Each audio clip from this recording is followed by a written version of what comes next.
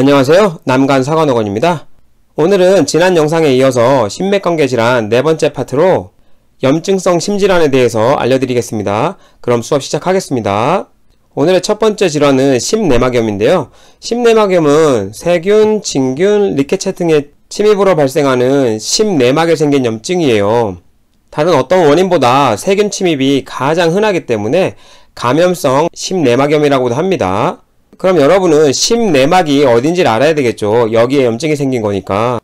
그림을 살펴보시면 심장이 이렇게 있으면 심장은 크게 세 개 층으로 나누는데 여기 보이는 이 근육층을 심근층이라고 하고요. 심근층.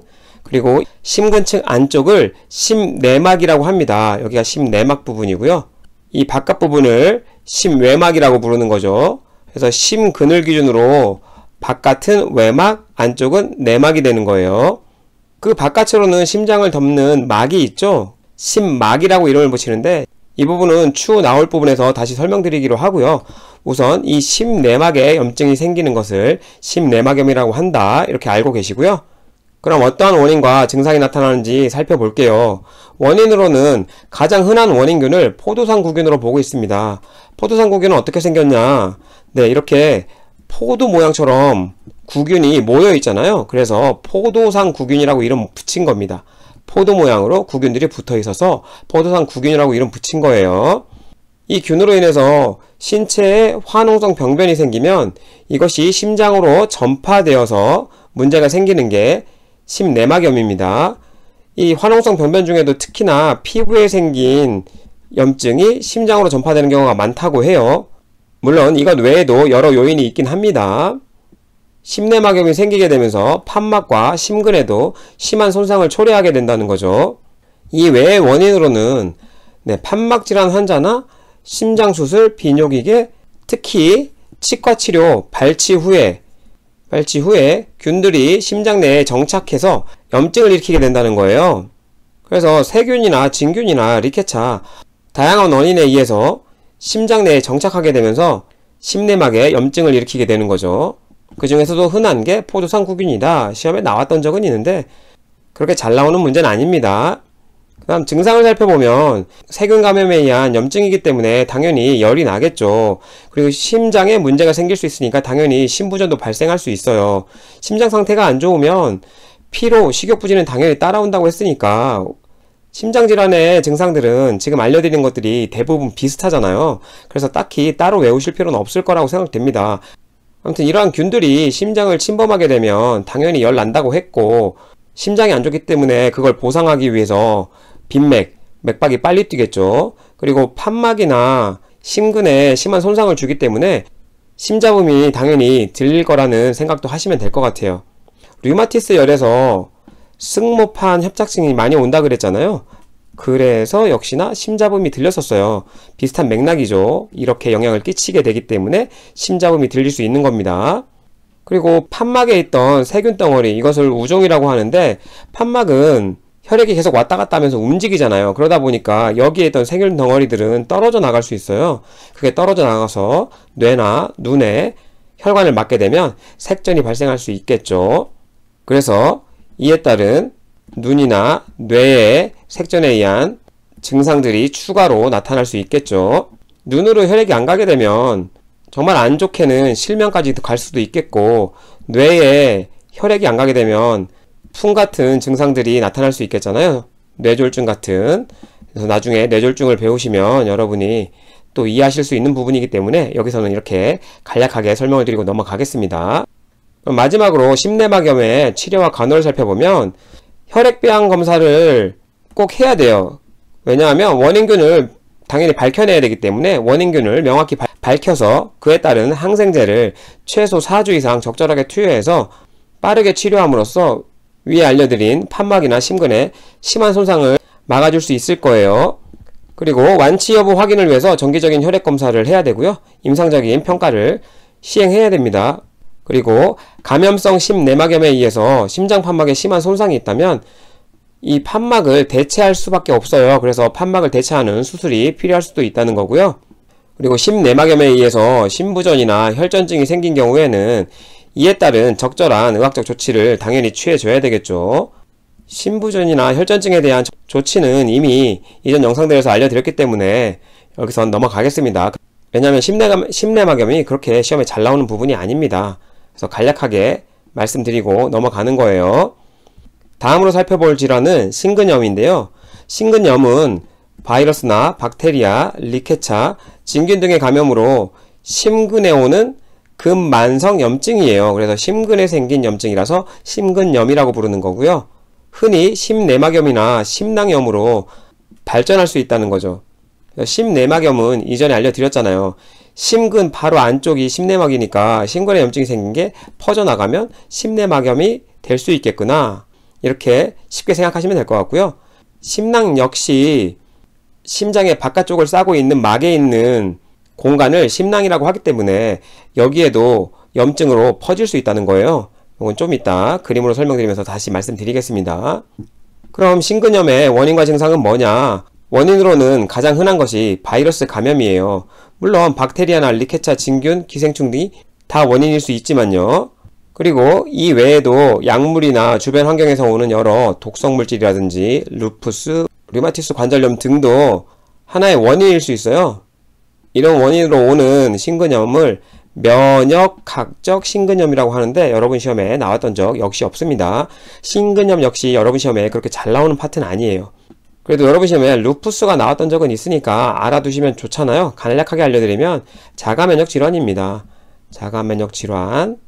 가장 대표적인 증상이 얼굴에 이렇게 나비 모양의 홍반이 대표적인 증상이에요. 그래서 가장 대표적으로 나비 모양의 홍반 기억해 두시고, 그 외에도 우리 몸의 여러 장기를 다 공격하기 때문에 다발성 장기부전이라든지 여러 질환을 일으킬 수 있어요. 그래서 자가면역 질환이라는 건 좀 알고 계시면 좋을 것 같습니다. 류마티스 관절염 역시 자가면역 질환이잖아요.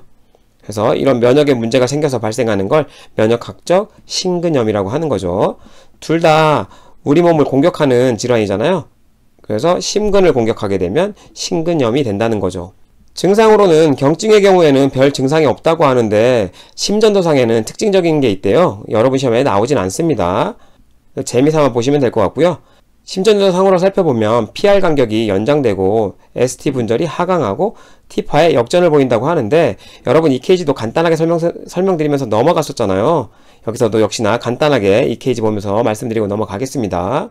EKG를 보시면 이게 P 웨이브고 QRS 웨이브라고 알려드렸고, 그 다음 T 웨이브라고 알려드렸잖아요. 그래서 이 P 웨이브 시작점부터 QRS의 첫 시작점까지를 PR 간격이라고 얘기합니다. 그리고 여기서부터 T 웨이브 끝나는 지점까지를 QT 간격 이렇게 불러요. 그래서 PR 간격이 연장됐다는 건 이 PR 간격이 길어지는 걸 이야기합니다. 그리고 ST 분절은 여기가 ST에 원래 이렇게 올라와서 ST 분절은 이 선들과 동일선상에 있어야 돼요. 근데 심근염이 있으면 이 ST 분절이 내려간다는 거죠. 그걸 ST 하강이라고 부릅니다. 그리고 T파가 역전되어서 나타나요. 뒤집어져서 나타난다고 하죠.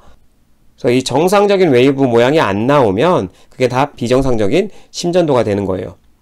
그리고 중증의 경우에는 경증의 경우와 달리 류마티스열과 세균성 신내막염과 비슷한 증상들이 나온다는데, 발열, 염증이니까 열은 당연히 나고요.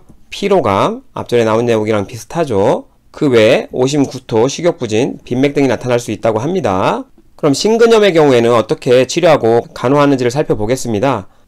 심낭 삼출액과 우려성 심부전 등이 동반되면 중증으로 간주해서 중환자실에서 치료를 해야 돼요. 굉장히 위험한 사인입니다. 우려성 심부전 앞전에 알려드렸잖아요. 좌심부전 증상, 우심부전 증상 둘 다 굉장히 심각한 문제를 일으킬 수 있기 때문에 중환자실에서 집중 치료를 해야 되고요. 심낭 삼출액 역시 이 액체가 증가함으로 인해서 심장에 압박을 가할 수 있어요. 그것을 심낭압전이라고 하는데 좀 이따 알려드릴 거기 때문에 여기선 이렇게 설명드리고 일단 넘어가겠습니다. 심장을 눌러요. 그러면 당연히 심장에 제대로 기능을 할 수 없잖아요. 역시나 치명적일 수 있기 때문에 중환자실에서 치료를 해야 된다. 이런 경우 심장의 수축력이 떨어질 수 있기 때문에 디지탈릴리스를 사용해서 심근의 수축력을 좀 증가시켜야 되고요. 감염이나 증상이 사라질 때까지 쉬어야 되겠죠. 절대 안정으로 푹 쉬어줘야 돼요. 심장이 조금이라도 일을 하지 않도록 잘 쉬어주는 게 굉장히 중요한 포인트가 되겠죠. 그리고 이 질환으로 인해서 심박 출량 감소가 있고 부정맥이 있는 환자에게서는 산소요법을 실시할 수 있어요. 중증의 심근염 환자에게서는 돌연사 가능성이 높아요. 이렇게 심난 삼출액이라든지 우려성 심부전이 동반될 수 있기 때문에 굉장히 위험할 수 있다고 이미 알려드렸잖아요. 그래서 중환자실에서 치료하는 거고, 이 때문에 과로나 스트레스를 굉장히 조심해야 되고요. 주의해서 관리할 필요가 있음. 그래서 중환자실에서 치료하게 되는 겁니다. 오늘의 마지막 질환, 심막염. 심막에 염증이 생긴 거잖아요. 그래서 장측, 벽측 심막과 심막강에 오는 염증으로 심낭염이라고 부르기도 한다는 거죠. 심막은 크게 장측 심막, 벽측 심막 두 개로 나눕니다. 그 사이에 공간이 있는데 그것을 심막강이라고 불러요. 그리고 혹은 그것을 심낭이라고 부릅니다. 거기에 염증이 생기면 심낭염이 되는 거죠. 그래서 심막염은 이 막에 염증이 생기면서 다른 이름으로 심낭염이라고 불리기도 한다는 거죠. 그럼 어떠한 원인과 증상이 있는지 보면 원인으로는 원발성 감염으로 발병하기도 하지만 대부분 2차적 발병으로 발생한다는 거예요. 앞전에 배웠던 질환들이죠. 류마티스 열, 폐결핵, 바이러스, 박테리아, 진균, 그 외에 요독증에 의해서도 발생할 수 있다고 하는데, 이런 질환들이 생겼다가 이것이 2차적으로 심장을 공격하게 되면, 특히나 심장에 있는 심막을 공격하게 되면 심막염이 된다는 거죠. 이 외에도 암이나 루푸스, 심근경색, 약물 중독, 외상에 의해서도 발병이 가능하다고 하는데, 여러분 시험에 그렇게 잘 나올 일이 없기 때문에, 루푸스는 자가면역 질환이기 때문에 심장을 공격할 수 있고, 암이나 이런 질환들은 역시나 심장에 영향을 줄 수 있겠구나 하고 넘어가시면 될 것 같아요. 증상으로는 흉통이 있어요. 이 흉통은 어떠한 특징이 있냐면 심호흡과 기침에 의해서 악화된다고 합니다. 늑막에 염증이 있을 때도 비슷한 증상이 있어요. 이 원인은 폐를 둘러싸고 있는 막이 늑막이잖아요. 그리고 심장을 둘러싸고 있는 게 심막이잖아요. 그래서 심호흡과 기침을 하게 되면 여기가 자극되는 거예요. 심막이. 늑막 역시 자극되고요. 그래서 당연히 심호흡과 기침에 의해서 이런 흉통이 악화됩니다. 그리고 심낭에 염증이 생겼기 때문에 심낭에 마찰음이 들릴 수 있고요. 심장 상태가 좋지 않기 때문에 호흡곤란 당연히 생기고, 염증이기 때문에 열 나고, 이 외에 오한이나 불안 등이 생길 수 있겠죠. 이 질환의 합병증으로 심낭 삼출액이 생길 수 있어요. 삼출액이란 건 결국은 수분이 혈관 밖으로 빠져나온 걸 이야기해요. 이 삼출액이 많아지게 되면 심낭을 누르는 질환, 심낭압전이라고 합니다. 이것을 그림을 보면서 설명드릴게요. 그림을 보시면 여기를 둘러싸고 있는 막이 장막이에요. 장측 심막, 심장을 둘러싸고 있잖아요. 장기를 둘러싸고 있는다고 해서 장측 심막이고, 그 밖을 둘러싸고 있는 게 벽측 심막입니다. 벽측 심막. 원래는 이렇게 간격이 넓지 않아요. 이렇게 딱 붙어서 같이 둘러서 가요. 그래서 이 안에 공간을 심막강이라고 부르는 거죠. 심막강. 또 다른 이름으로는 심낭이라고 부르는 거죠. 심장의 주머니라고 해서. 여기에는 윤활액이 있어서 마찰을 줄여주는 역할을 하는 거고, 이 윤활액이 보통 10에서 20ml 정도 들어있게 되는 겁니다. 근데 염증으로 인해서 물이 이쪽으로 계속 빠져나오게 되면 그게 심낭 삼출이 되는 거고요. 혹은 심낭 삼출액이 많아진다고 표현하고요. 그러다 보면 액이 계속 많아지면서 어딜 누르게 되냐면 심장을 압박하게 돼요. 그 심장을 압박하게 되는 걸 심낭압전이라는 표현을 씁니다. 여러분 시험에도 한두 번 정도 나왔었어요. 그래서 좀 기억해 두실 필요는 있을 것 같습니다. 삼출액이 나와서 심장을 압박하는 것, 이렇게 기억하시면 될 것 같습니다.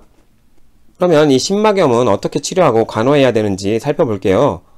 심낭 삼출이나 심낭압전 때문에 심장마비 가능성이 있을 수 있고요. 그리고 과도한 심낭압전의 잠재적인 발전을 관찰하기 위해서 121 입원 치료가 필요하다고 해요. 왜? 굉장히 위험하다고 아까 알려드렸잖아요. 심장을 누르기 때문에 심장 기능이 뚝 떨어집니다. 그래서 굉장히 위험할 수 있어서 121 정도는 입원 치료할 필요가 있고요. 역시나 염증이기 때문에 항생제가 중요하겠죠. 그래서 항생제 치료가 굉장히 중요하다는 거. 심막천자 시에 항생제를 직접 심막강 내에 주입하기도 해요. 심막천자, 이 천자는 예전에도 알려드렸었지만 주사바늘이나 이런 뾰족한 것으로 뚫는 것을 천자라고 합니다. 그래서 심막천자는 심막이 아까 말씀드린 것처럼 장측, 벽측 심막이 있다고 그랬잖아요. 그래서 이걸 뾰족한 곳으로 뚫는 것, 이걸 다 천자라고 불러요. 그래서 삼출액을 빼내기 위해서 이런 심막 천자도 할 수 있지만 빼내면서 항생제를 직접 주입할 수도 있다는 거죠. 그리고 루푸스나 류마티스와 관련한 병이 원인이라면 이게 자가면역 질환이기 때문에 자가면역을 좀 떨어뜨려야 돼요. 그래서 항염증 약물과 면역 시스템을 억제하는 약물, 면역을 떨어뜨리면 심장을 공격하는 것도 줄어들겠죠. 그 맥락으로 면역 억제제를 투여할 수 있다고 합니다. 그리고 당연히 심장을 좀 쉬어주게 해야 되잖아요. 네, 그래서 심상 안정을 시키고 흉통을 호소하는 환자에게는 진통제를 투여할 수 있다. 이 정도가 오늘 제가 준비한 내용이에요. 오늘 배운 내용에서는 시험에 나올 게 그렇게 많지 않습니다. 그렇지만 중간중간 제가 강조드렸던 부분이 있잖아요. 그런 부분은 시험에도 나왔던 적도 있고 알아두어서 원리를 파악하시면 여러분이 시험 공부에도 많이 도움이 될 수 있으니까 그런 부분만 좀 집중해서 보시면 될 것 같아요. 오늘 수업은 여기까지 하겠습니다. 시청해주셔서 감사합니다.